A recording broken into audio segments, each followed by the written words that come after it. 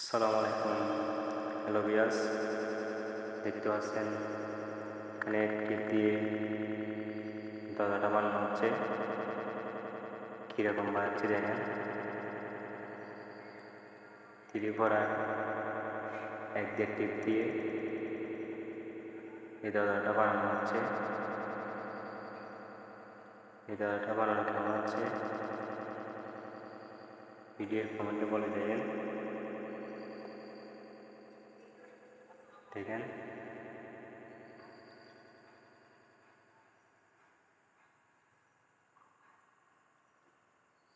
তিন fit seat লাগানো হচ্ছে।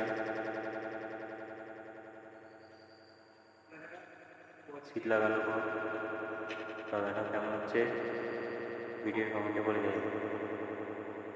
আর ভালো লাগলে লাইক আর সাবস্ক্রাইব করে দিন।